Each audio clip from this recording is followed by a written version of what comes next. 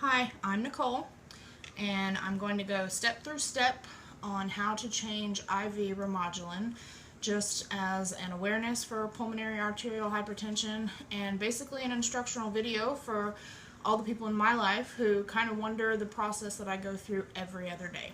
So, these are all my supplies down here. You can thank my wonderful videographer, David, for the shots. These are the supplies that we have to go through. Alcohol cleansing pads. First of all, you get how many ever you need. We have figured out that we need about 6 for the whole process. My hands are already washed. I've got a big old bottle of sanitizer right here. So I just pull these out one by one.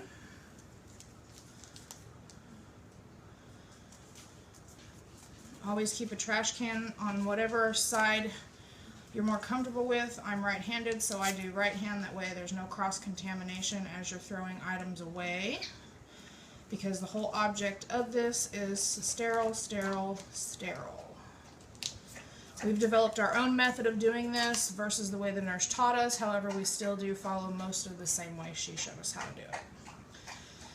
So, you take an alcohol wipe and you clean small circles moving out the area on which you're going to be working, which we use this cute little Hello Kitty mat.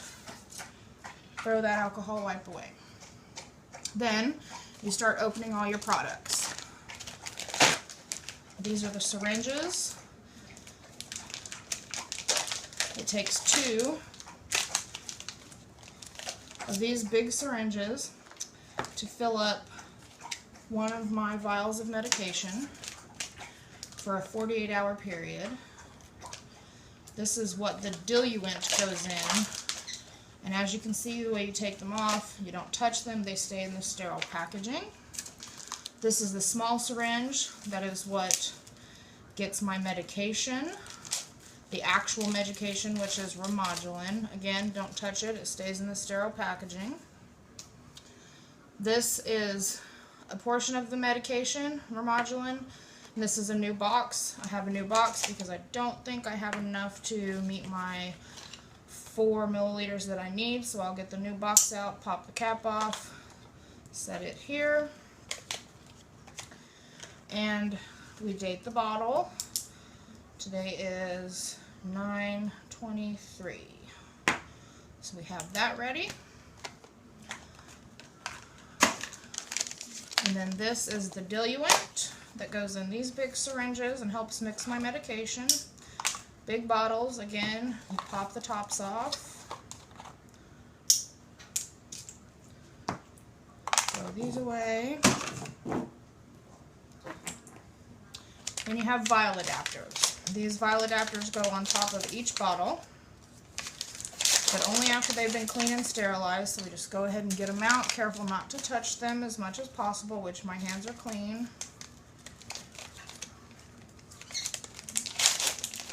And if at any time you touch your body or anything else, move your hair out of your face, you got to re-sanitize your hands. And I typically, anyway, will continually to re-sanitize my hands after touching so many packages, just because we've all touched these. So these are not sanitary on the outside. This is the line that connects from my pump to my chest.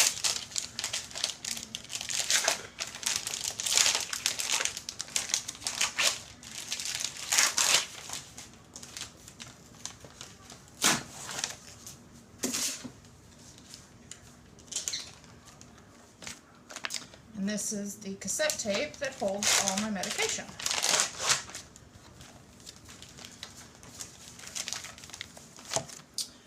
And then tonight is cap change night, which I do once a week, which just means we change the cap that is closest to my port that's in my chest.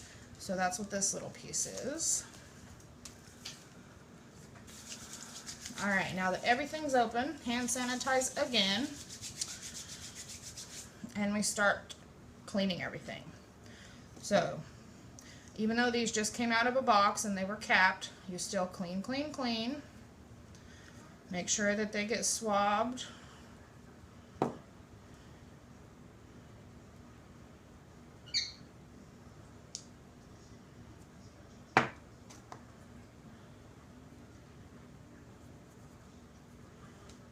And then you put the vial adapters on each one.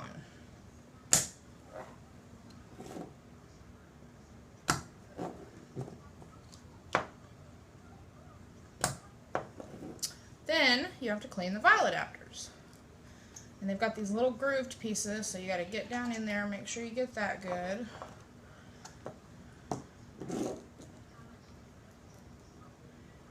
And you notice you only touch down here, you don't ever want to touch up there.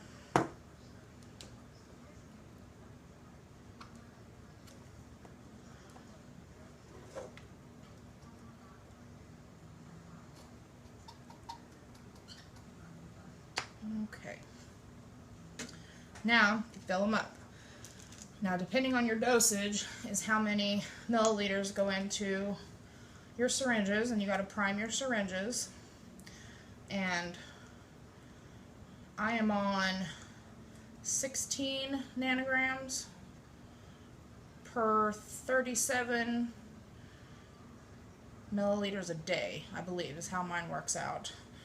I can't remember correctly. I could actually open my pack and look. Because it's on my label.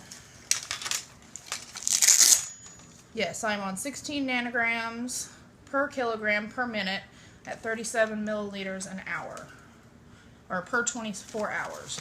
So one of my little things will last me for 48 hours, and plus some just in case, but we change it every 48 hours anyways. Now, since I've touched that, hand sanitize. And mine goes to 4 milliliters based on what my dosage is. Screw it on, push all the air out, and you pull the medication down. That's right, there's not enough. So we will just unscrew this, throw that one away, and hook it to the new one. Push all the air back up because you can't have any bubbles. Pull it down to 4. No bubbles. One right there, you just flick them out. If you're not sure, you can push it back up in there and pull it back down.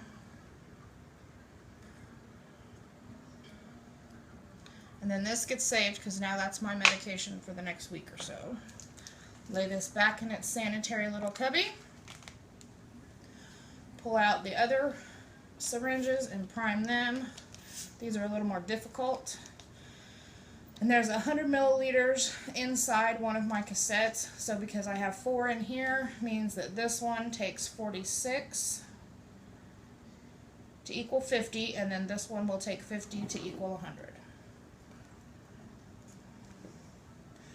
And because these are a little harder and I'm not very strong, I use the table to push it up.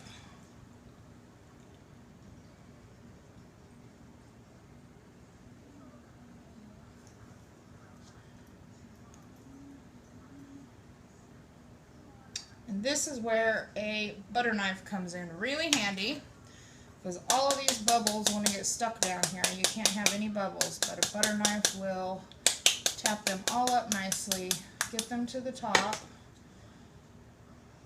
push them up and out.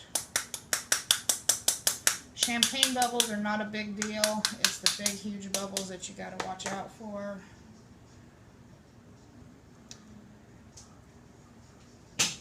And that one's 46. And then we don't save these, they get thrown away.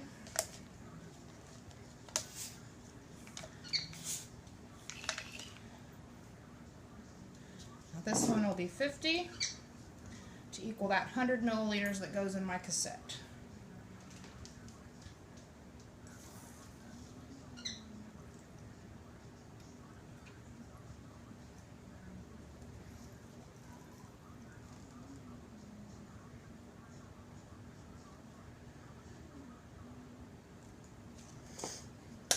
Again with the butter knife to tap all the bubbles to the top.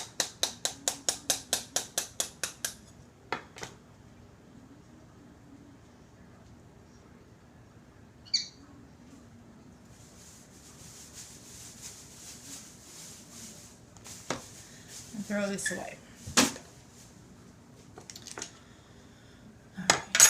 Next is putting the medication inside of the cassette. We just use an alcohol swab box to hold it up. Pop the cap off. Cap goes in the trash.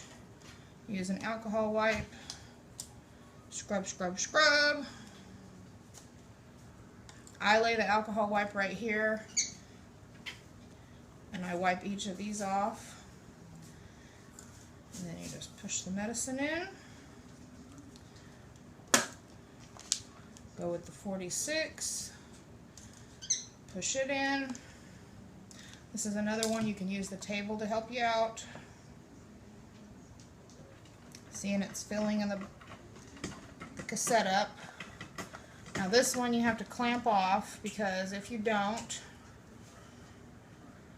the diluent will come squirting back out of the tube at you.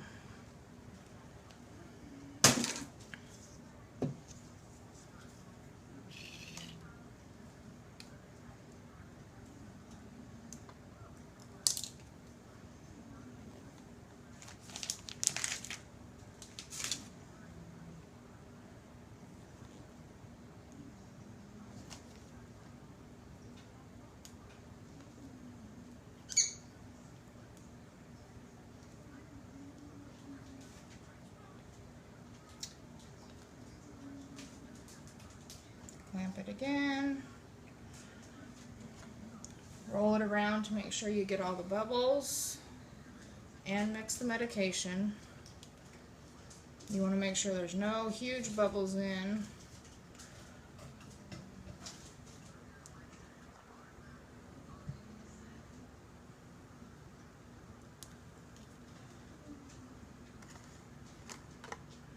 And then you unclamp it and let the air start flowing out. As medication comes back up into the syringe, you just push it back down, and then the air will still continue to come out. As you can see, the air is coming out of there, and if it gets too slow for you, you can pull it up and you just watch it, and there it pops up into the syringe.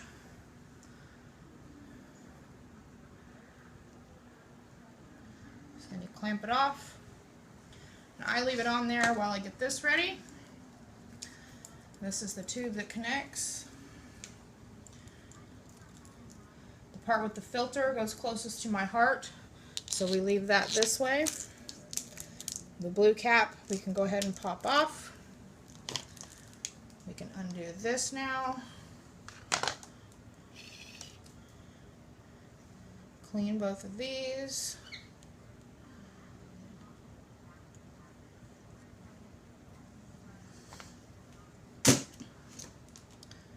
These together. Now we get the machines ready.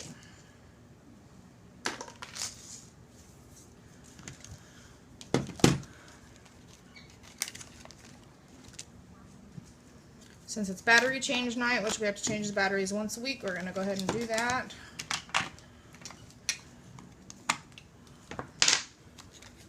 The cool thing is they send you a bunch of batteries, so you always have extra batteries on hand.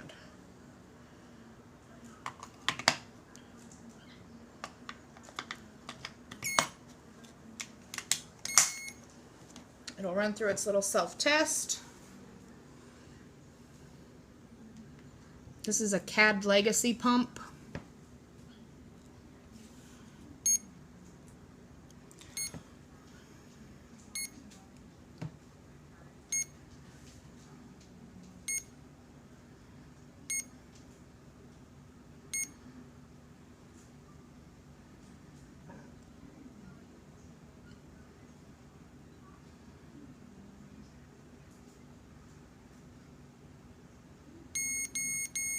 Alright, now it's ready.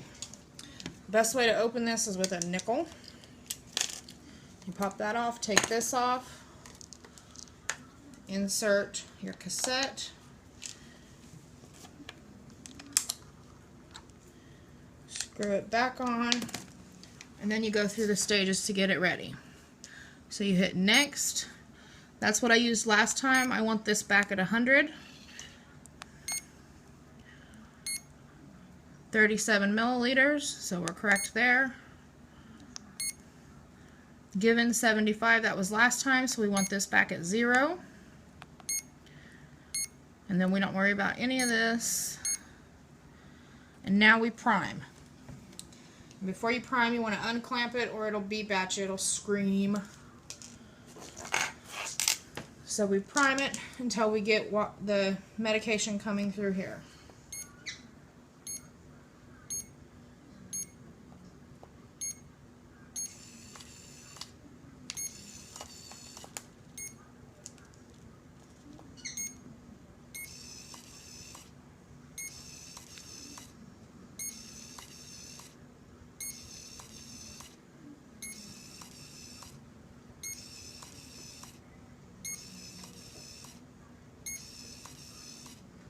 Going up through the filter.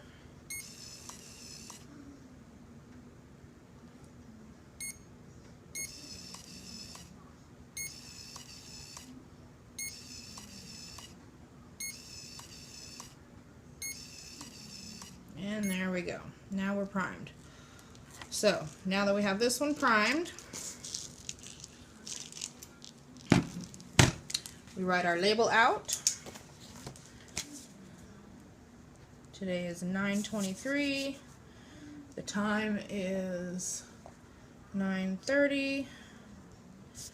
Put my name on there. This way, if anything were to ever happen to me, if I passed out, EMS could look at this label and know exactly what they need to know to help me with my medication.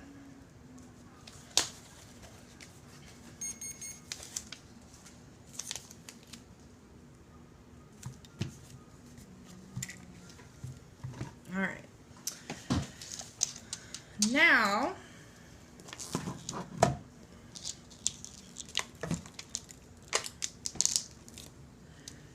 because tonight again is change the cap night, this is going to get a little tricky. We pop this off, clean this, clean this.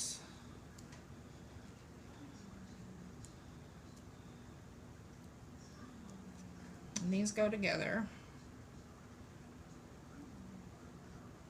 Now it's still safe because I haven't taken this off yet. And then as you can see, here's my current one. And without showing too much, I'm going to go ahead and stop my current one from running.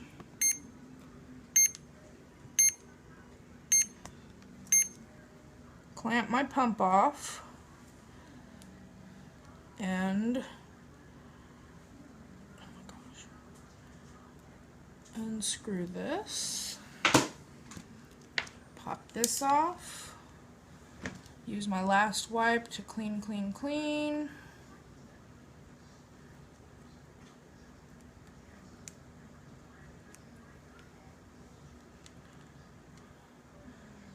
Back on, unclamp, and start.